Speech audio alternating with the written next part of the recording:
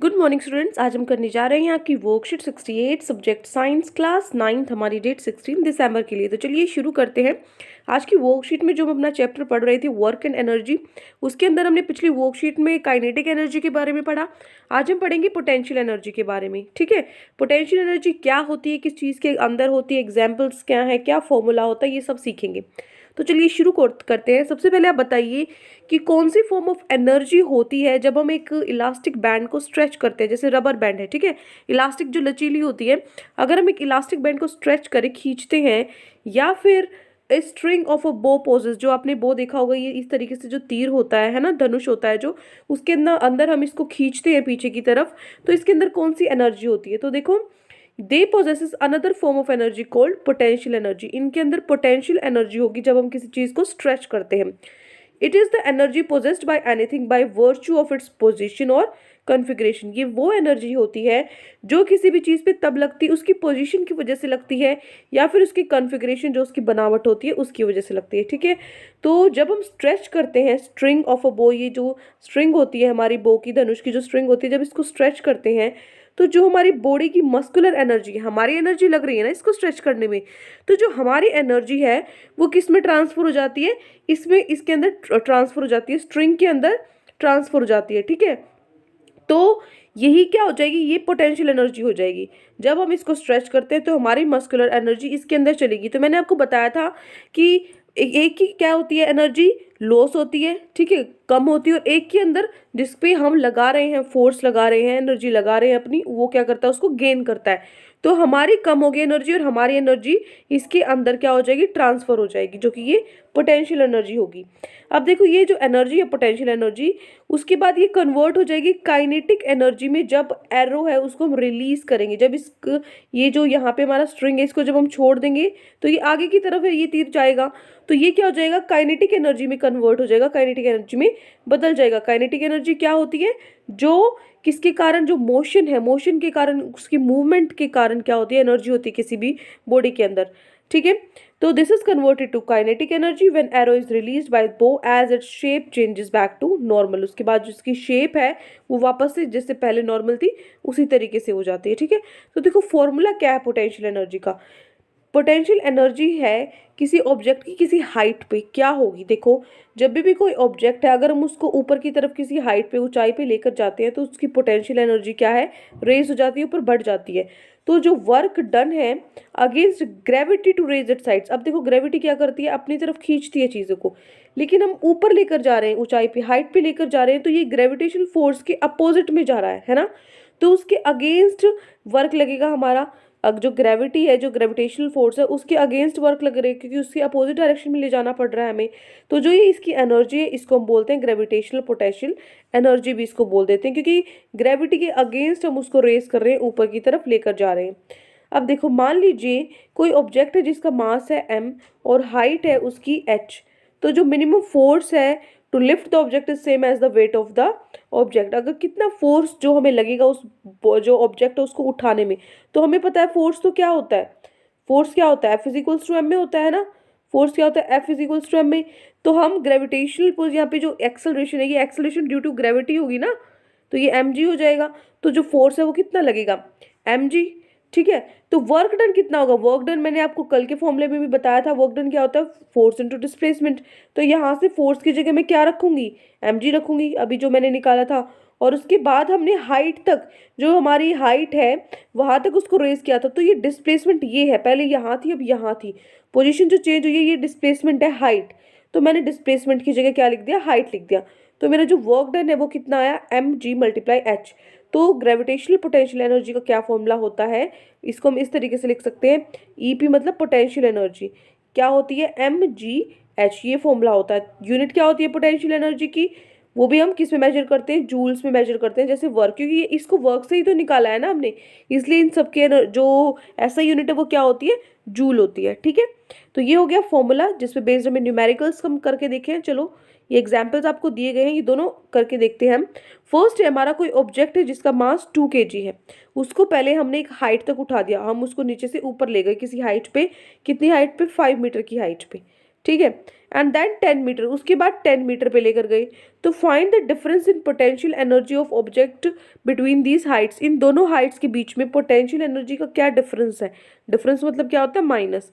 तो क्या करो, आपको क्या दिया हुआ है, हमें पता है ग्रेविटेशनल पोटेंशियल एनर्जी का फॉर्मूला होता है mgh। तो 5 मीटर हाइट पे कितनी होगी, पहले 5 था फिर 10 मीटर तक हाइट की। तो पहले हाइट अगर 5 मीटर है तो कितनी होगी पोटेंशियल एनर्जी, m मतलब मास कितना है 2 kg दिया हुआ है, मास मल्टीप्लाई में g को हम यहाँ पर 10 लेकर चल रहे हैं क्योंकि यहाँ पे गिवन है एक्सेलरेशन ड्यू टू ग्रेविटी 10। और उसके बाद जो हाइट है, हाइट हमारी कितनी है 5 है। तो इसको मल्टीप्लाई करोगे तो कितना आ जाएगा हमारा, 5 टू द 10 होता है, 10 × 10 100 जूल। उसके बाद अगर हाइट 10 मीटर होती है तो पोटेंशियल एनर्जी कितनी होगी, तो यहाँ से मास कितना है 2, जी कितना है 10 और यहाँ से हाइट भी कितनी है 10, तो ये कितना हो जाएगा 200 जूल।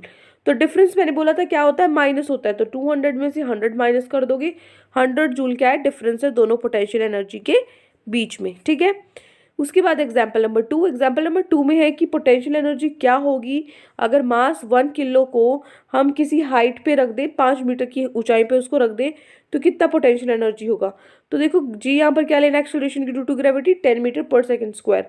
तो यहाँ से देखो पोटेंशियल एनर्जी का फॉर्मूला क्या होता है, ई मतलब पोटेंशियल एनर्जी किसके इक्वल होती है, mgh के इक्वल। m कितना है, मास हमें 1 गिवन है, ग्रेविटी जो हमें 10 गिवन है और उसके बाद जो हाइट है वो 5 गिवन है। तो इन सबको तीनों को मल्टीप्लाई करने के बाद आंसर आ जाएगा 50 जूल, जो कि हमारी पोटेंशियल एनर्जी है। ठीक है, तो ये था वर्कशीट में कुछ चीज़ें पोटेंशियल एनर्जी के बारे में।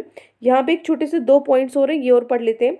Potential energy of a body depends only on it's height above the ground. जो पोटेंशियल एनर्जी है वो किस किस चीज़ों पे डिपेंड करती है, सिर्फ उसकी हाइट पे, कि वो ग्राउंड से कितनी ऊंचाई पे है, इस चीज़ पे डिपेंड करती है potential energy. It does not depend on the path taken to reach the that height. Path पे डिपेंड नहीं करती कि उस हाइट तक पहुंची कैसे है, या तो वो सीधी, मान लीजिए यहाँ पे आपके पास एग्जाम्पल से मैं बताती हूँ, सीधा ये हाइट को हमने ऐसे पहुँचा दिया, या पहले मैं इसको, ये जो मेरा मास है या जो भी बॉक्स है, इस बॉक्स को पहले मैं इधर लेके गई, फिर इधर, फिर से इधर, फिर इधर, और फिर मैंने हाइट पे पहुंचाया। तो इसके पाथ से फर्क नहीं पड़ता, हमें सिर्फ हाइट देखनी है, हाइट यहाँ पे भी इतनी है, हाइट यहाँ पे भी इतनी है, तो इन दोनों की पोटेंशियल एनर्जी सेम होगी, चाहे मैं किसी भी तरीके से उसको ऊपर पहुंचाऊं। ठीक है, अब देखो, a ball falling from a certain height, अगर कोई गेंद है वो ऊपर से गिर जाती है, gets accelerated continuously as its potential energy continuously changes into kinetic energy. हमें पता है जब कोई बॉल फॉल हो रही होती है, गिर रही होती है, तो जो एक्सेलरेशन उसके अंदर आ जाती है, तो जो उसकी पोटेंशियल एनर्जी है वो किस में चेंज होती रहती है, काइनेटिक एनर्जी में। क्योंकि काइनेटिक एनर्जी क्या होती है, जो मोशन में होती है कोई बॉडी, तब उसके अंदर जो एनर्जी लगती है वो क्या है, काइनेटिक एनर्जी। तो बॉल नीचे आ रही है तो वो काइनेटिक एनर्जी में कन्वर्ट हो रही है। तो all its potential energy gets converted into kinetic energy on reaching the ground. जब वो पूरा ग्राउंड पे अभी नीचे आ रही है तो काइनेटिक एनर्जी है, ठीक है, लेकिन जब वो नीचे यहाँ पहुंच जाएगी तो जितनी भी हमारी पोटेंशियल एनर्जी है वो सारी किस में हो जाएगी, काइनेटिक एनर्जी में पूरी तरीके से कंप्लीटली कन्वर्ट हो जाएगी काइनेटिक एनर्जी में, जब वो ग्राउंड पे पहुंच जाएगी। ठीक है, यहाँ पे तो इंक्रीज हो रही थी और यहाँ पे वो बिल्कुल कंप्लीट हो जाएगी काइनेटिक एनर्जी में। अब देखो, अब हमारे आते हैं क्वेश्चन आंसर्स। 4 क्वेश्चन आज की वर्कशीट में अब आपको गिवन है, तो चलो चारों क्वेश्चन करते हैं। फर्स्ट क्वेश्चन है, which of the two possesses energy, string of a stretch बो और an arrow release from a बो वाई।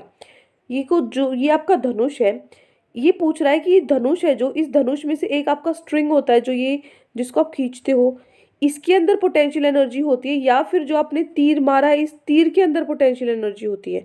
तो देखो, पोटेंशियल एनर्जी होती है स्ट्रिंग के अंदर, क्योंकि जो हमारी बॉडी की, जो हमने मस्कुलर एनर्जी अपनी लगाई है, हमने उस स्ट्रिंग को, उस तार को खींचा है, तो जो हमारी बॉडी की एनर्जी है वो किस में ट्रांसफर हो गई, पोटेंशियल एनर्जी की फॉर्म में ट्रांसफर हो गई स्ट्रिंग के अंदर। ठीक है, तो ये आपको लिखना है, the string of a bow will possess potential energy because when we stretch the string of a bow the muscular energy of our body is transferred as potential energy in the string. ठीक है, ये हो गया question number 1।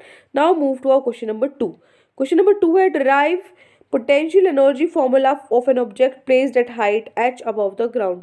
Derive करना है, formula लिखना नहीं है। डिराइव कैसे करोगे, वही सब लिखोगे, मास को मान लेते हैं m, हाइट को मान लेते हैं हम h, तो मिनिमम फोर्स क्या होगा, मिनिमम फोर्स होगा हमारा mg। ठीक है, मतलब यहाँ पे ये लिखा हुआ है मिनिमम फोर्स वेट के बराबर होगा, तो वेट की जो वेट होता है वो भी क्या होता है, यही होता है, इसी तरीके से हम उसको निकालते हैं। तो यहाँ पे जो वर्क डन क्या हो गया, work done in lifting object, object को उठाने में कितना वर्क डन लगा, फोर्स इनटू डिस्प्लेसमेंट। तो फोर्स क्या है, अभी मैंने आपको बताया था mg है, डिस्प्लेसमेंट क्या है, हाइट है, तो जो ग्रेविटेशनल पोटेंशियल एनर्जी है वो क्या हो गई, mgh। ठीक है, ये फॉर्मूला हमें डिराइव करना था। तो this is your question number 2। ठीक है, now move to our question number 3। Question number 3 है, एक स्टोन है जिसका मास 5 किलो है और उसको हमने एक हाइट 10 मीटर पे रखा है, तो आपको उसकी पोटेंशियल एनर्जी निकालनी है और एक्सेलरेशन ड्यू टू ग्रेविटी आपको 10 दिया हुआ है। तो हमें पता है पोटेंशियल एनर्जी क्या होती है, m इंटू जी इंटू एच। mgh होती है, मास कितना है 5 दिया हुआ है, g कितना है 10 ये भी दिया हुआ है, और हाइट कितनी है 10 ये भी दिया हुआ है। तो 5 मल्टीप्लाई 10 कितना होगा, 500 जूल। तो ये हमारी होगी पोटेंशियल एनर्जी। ठीक है, नाउ लास्ट क्वेश्चन आज का वर्कशीट का। लास्ट क्वेश्चन में आपको बताना है, write 3 examples of potential energy possesses by a body. 3 examples बताने हैं पोटेंशियल एनर्जी के, किसी चीज़ के अंदर पोटेंशियल एनर्जी कब होती है। तो जो एक कोइल्ड स्प्रिंग है, स्प्रिंग ये इस तरीके का कोइल्ड स्प्रिंग होता है, इसके अंदर भी क्या होती है, पोटेंशियल एनर्जी होती है। एक स्ट्रेच रबर बैंड है, रबर बैंड आप स्ट्रेच कर रहे हो, उसके अंदर भी पोटेंशियल एनर्जी होती है। Bullets before they are fired, जो आपकी गन पिस्टल वगैरह होती है उस पर आप उसको चलाने से पहले तो वो रेस्ट पे होती है, बुलेट मूव नहीं कर रही होती, तो उस टाइम पे उसमें क्या होती है, पोटेंशियल एनर्जी होती है। ठीक है, तो ये 3 एग्जांपल्स हैं आपके पोटेंशियल एनर्जी के।